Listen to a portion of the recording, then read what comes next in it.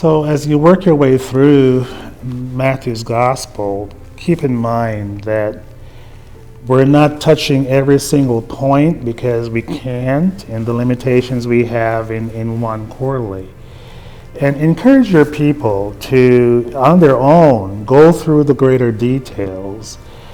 But what's important is that after we come past the Sermon on the Mount, chapter 8, 9, in that area, Matthew now, having shown us the king in waiting, preparation, the king's agenda, Matthew now pulls the curtain, and he just wants you to see for the first time in glorious form the power of the king on display. The king is a real king.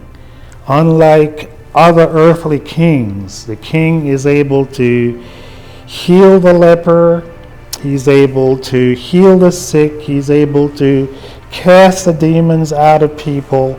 He speaks to the wind and the wind obeys. And this is a way of showing the power of the king. There is something supernatural about Jesus.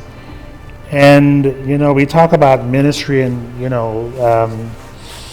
we talk about authority in ministry and so on.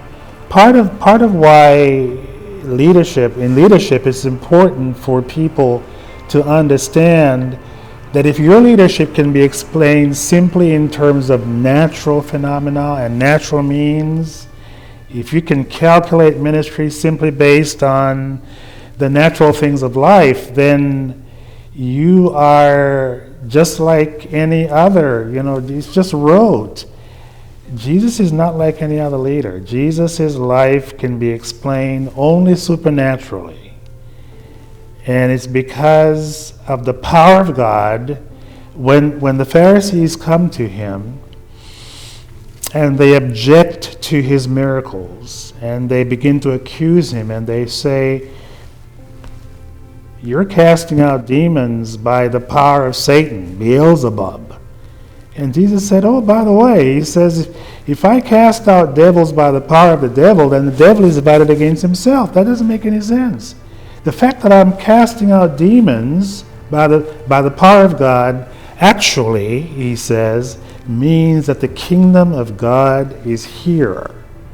And so basically, what Matthew is doing when he shows us Jesus' power on display, he's basically saying, look, the kingdom is here.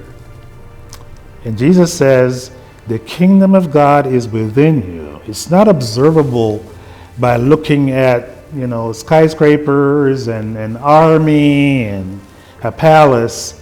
It's seeing the power of God at work in the lives of people, in nature, and in the world.